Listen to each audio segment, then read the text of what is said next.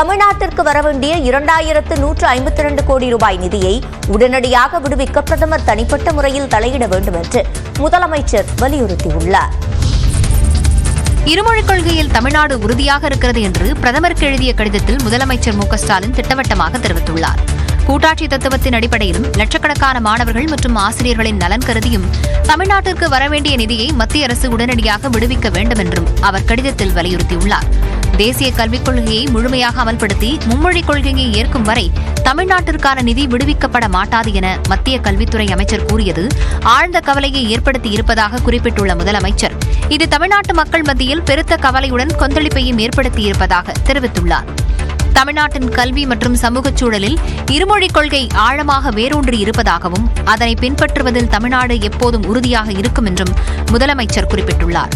மாநிலத்தின் காலச்சூழலுக்கேற்ப பின்பற்றப்பட்டு வரும் கொள்கைகளுக்கு எதிராக கட்டாயப்படுத்தி மத்திய அரசு தரும் இத்தகைய அழுத்தம் கூட்டாட்சி தத்துவத்தை அப்பட்டமாக மீறும் செயல் என முதலமைச்சர் குறிப்பிட்டுள்ளார். மேலும் தங்களது கல்விக் கொள்கைகளை வடிவமைக்கும் மாநிலங்களின் உரிமைகளை பெருமளவில் பாதிக்கும் என்றும் மு.க.ஸ்டாலின் தெரிவித்துள்ளார். தேசிய கல்விக் கொள்கையை செயல்படுத்துவதோடு சமக்ர சிக்ஷா திட்டத்தை பொருத்தி பார்க்காமல் தமிழ்நாட்டிற்கு வரவேண்டிய 2152 கோடி ரூபாய் நிதியை உடனடியாக விடுவிக்க பிரதமர் மோடி தனிப்பட்ட முறையில் தலையிட வேண்டும் என்று முதலமைச்சர் மு.க.ஸ்டாலின் வலியுறுத்தியுள்ளார். அண்ணா அறிவாலயத்தில் உள்ள ஒவ்வொரு செங்கலையும் எடுப்பேன் என பாஜக மாநில தலைவர் அண்ணாமலை கூறிய நிலையில் தைரியம் இருந்தால் அவர் அண்ணா சாலைக்கு வர வேண்டும் என துணை முதலமைச்சர் உதயநிதி ஸ்டாலின் சவால் விடுத்துள்ளார். அறிவாலயத்து பக்கம் ஏதோ பண்ணுவேன்னாரு, முடிஞ்ச அண்ணா சாலை பக்கம் வர சொல்லுங்க தைரியம் தான். இல்லை, அதான் திருப்பி நான் சொல்றேன், இது வந்து பிரச்சனை வந்து எங்களை உதயநிதிக்கும் பாஜக தலைவர் அவர் நான் பேர் கூட பெருசாக சொல்றது கிடையாது, தவிர்த்து விட. இது அந்த பிரச்சனை கிடையாது.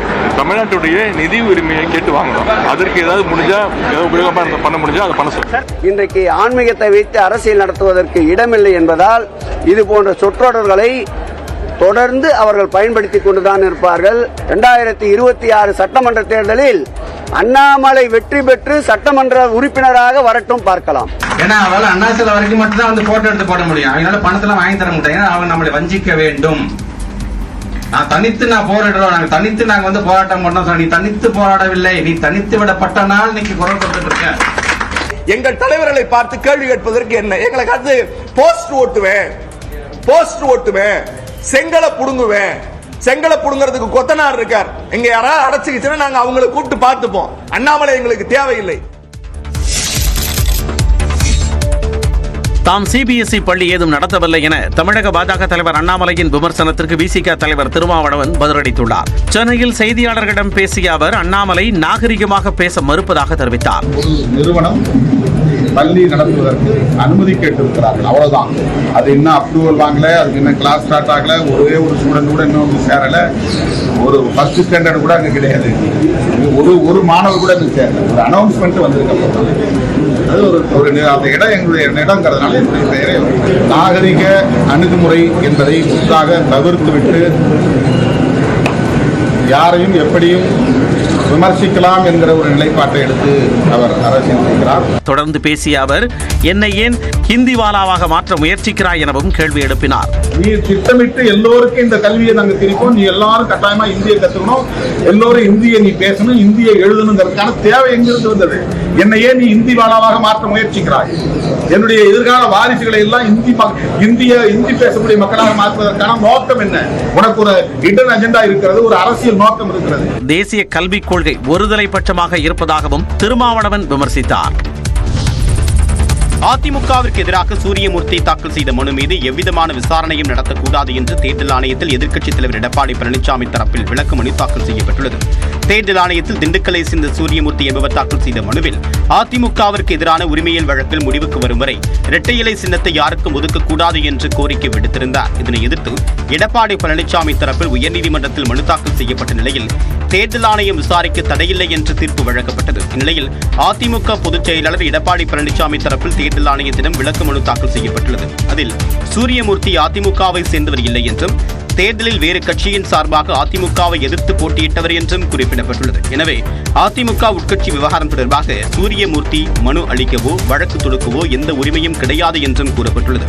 மேலும் உட்கட்சி விவகாரம் தொடர்பாக ஏதேனும் பிரச்சனை இருந்தால் அதனை சிவில் நீதிமன்றத்தில் தான் எடுத்து வைக்க வேண்டுமே தவிர தேர்தல் ஆணையம் விசாரிக்க அதிகாரம் இல்லை என்றும் தெரிவிக்கப்பட்டுள்ளது. இயக்குனர் சங்கருக்கு சோதனை மேல் சோதனை தொடர்கிறது. எந்திரன் பட கதை திருட்டு விவகாரத்தில் எழுத்தாளர் ஆரூர் தமிழ்நாடு அளித்த புகாரில் இயக்குனர் சங்கரின் 10 கோடியே 11 லட்சம் ரூபாய் மதிப்பிலான சொத்துக்களை அமலாக்கத்துறை முடக்கியுள்ளது. நடிகர் ரஜினிகாந்த், ஐஸ்வர்யா ராய் உள்ளிட்டோர் நடிப்பில் 2010ஆம் ஆண்டு வெளியான எந்திரன் திரைப்படம் உலக அளவில் 290 கோடி ரூபாய் வசூலித்து சாதனை படைத்தது. அதே நேரத்தில் தனது ஜூகிபா சிறுகதையை திருடி இயக்குனர் சங்கர் எந்திரன் படமாக எடுத்ததாக கூறி ஆரூர் தமிழ்நாடன் கடந்த 2011ஆம் ஆண்டு எழும்பூர் குற்றவியல் நீதிமன்றத்தில் வழக்கு தொடர்ந்தார்.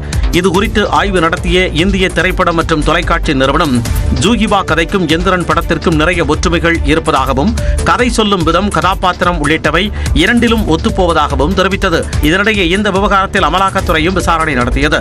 எந்திரன் படத்தின் கதை உருவாக்கம், திரைக்கதை, வசனம் மற்றும் இயக்கம் உள்ளிட்ட தனது பங்களிப்புக்கு இயக்குனர் சங்கர் 11 கோடியே 5 லட்சம் ரூபாய் பெற்றதாக அமலாக்கத்துறை விசாரணையில் தெரிய வந்துள்ளது. சட்டவிரோத பணப்பரிமாற்ற வழக்கில் இயக்குனர் சங்கரின் 10 கோடியே 11 லட்சம் ரூபாய் மதிப்பிலான 3 அசையா சொத்துக்களை அமலாக்கத்துறை முடக்கியுள்ளது. சாம்சங் தொழிற்சாலையில் மேலும் 13 தொழிலாளர்கள் தற்காலிக பணி நீக்கம் செய்யப்பட்டனர். இதையடுத்து பாதுகாப்பை பராமரிக்க தமிழக அரசின் உதவியை நிர்வாகம் கோரியுள்ளது. சுங்குவார் சத்திரத்தில் இயங்கி வரும் சாம்சங் தொழிற்சாலையில் தொழிற்சங்கம் தொடர்பான விவகாரத்தில் 3 ஊழியர்கள் பணியிடை நீக்கம் செய்யப்பட்டதை கண்டித்து ஊழியர்கள் 16வது நாளாக உள்ளிருப்பு போராட்டம் மேற்கொண்டனர். மேலும் 13 தொழிலாளர்கள் மீது நடவடிக்கை எடுக்கப்படும் என தகவல் வெளியான நிலையில் ஊழியர்கள் தொழிற்சாலை வளாகத்தில் கூடி போராட்டம் நடத்தினர். காவல்துறையினர் பேச்சுவார்த்தை நடத்தியதை அடுத்து போராட்டம் கைவிடப்பட்ட நிலையில் உற்பத்தியை தடுக்க முயன்றதாக மேலும் 13 தொழிலாளர்களை பணியிடை நீக்கம் செய்து நிர்வாகம் உத்தரவிட்டது. இதனை கண்டித்து இன்று முதல் CITU மாவட்ட தலைவர் முத்துக்குமார் தலைமையில் காஞ்சிபுரத்தை அடுத்த வெள்ளைகேட் பகுதியில் பந்தல் அமைத்து சாம்சங் தொழிலாளர்கள் ஆர்ப்பாட்டத்தில் ஈடுபட உள்ளதாக அறிவித்துள்ளனர். இதனிடையே சாம்சங் நிர்வாகம் அளித்துள்ள விளக்கத்தில் தொழிலாளர்களில் ஒரு பிரிவினர் மீண்டும் சட்டவிரோதமாக உற்பத்தி நடவடிக்கைகளையும் தொழில் அமைதியையும் சீர்குலைக்க முயன்றதாக குற்றம் சாட்டியுள்ளது. உற்பத்தி தடையின்றி இருக்கும்போது தொழிலாளர்களின் பாதுகாப்பை பேணவும் வணிகம் செய்வதை எளிதாக்கவும் மாநில அதிகாரிகளை கேட்டுக்கொள்வதாக கோரிக்கை விடுத்துள்ளது. டெல்லியின் முதலமைச்சராக ரேகா குப்தா பதவியேற்றுக் கொண்டார். அவருக்கு துணைநிலை ஆளுநர் VK सक्सेना பதவி பிரமாணம் செய்து வைத்தார். रेखा गुप्ता ईश्वर की शपथ लेती हूं कि मैं मुख्यमंत्री के रूप में अपने कर्तव्यों का श्रद्धापूर्वक और शुद्ध अंतःकरण से निर्वहन करूंगी. அண்மையில் நடந்த சட்டப்பேரவைத் தேர்தலில் 48 இடங்களை கைப்பற்றிய பாஜக தனிப்பெரும்பான்மையுடன் டெல்லியில் ஆட்சியமைத்தது. 27 ஆண்டுகளுக்கு பிறகு ஆட்சியை பிடித்த நிலையில் முதன்முறையாக MLA-வான ரேகா குப்தாவை முதலமைச்சராக தேர்வு செய்தது. ராம்லீலா மைதானத்தில் நடைபெற்ற பதவியேற்பு நிகழ்ச்சி பிரம்மாண்டமாக நடைபெற்றது. இதில் பிரதமர் மோடி, பாஜக தலைவர் நட்டா, சந்திரபாபு நாயுடு, பவன் கல்யாண் உள்ளிட்டோர் பங்கேற்றனர். ரேகா குப்தாவுடன் பர்வேஷ் வர்மா, ஆஷிஷ் சூத், மஜிந்தர் சிங், கபில் மிஸ்ரா உட்பட 6 பேர் அமைச்சர்களாக பதவியேற்றுக் கொண்டனர்.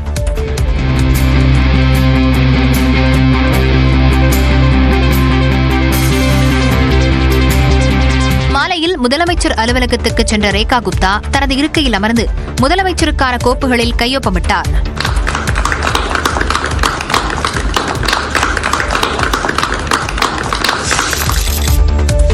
அதிகாரத்தை அடைவதற்கு ஆங்கிலம் முக்கிய ஆயுதம் என்றும், ஆனால் தலித்துகள், ஏழைகள் அதனை கற்கக்கூடாது என்று RSSம் பாஜகவும் தடுப்பதாகவும் மக்களவை எதிர்க்கட்சித் தலைவர் ராகுல் காந்தி குற்றம் சாட்டியுள்ளார்.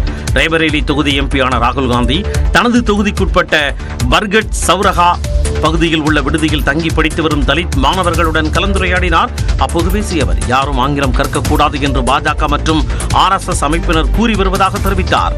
ஆனால் ஆங்கில மொழி என்பது ஆயுதம் என்றும், அதனை கற்றால் தமிழ்நாடு, ஜப்பான், மும்பை என உலகில் எந்த நகரில் உள்ள நிறுவனங்களிலும் பணிபுரியலாம் என்றும் ராகுல் காந்தி தெரிவித்தார்.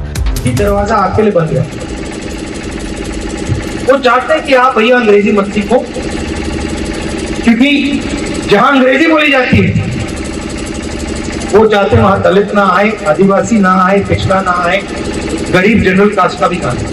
அரசியலமைப்பு சட்டத்தின் மூலம் தலித்துகளுக்கு அதிகாரம் வழங்கியவர் அம்பேத்கர் என்று கூறிய ராகுல் காந்தி, நாட்டில் தற்போது அரசியலமைப்பின் குரல் நசுக்கப்படுவதாகவும் வேதனை தெரிவித்தார்.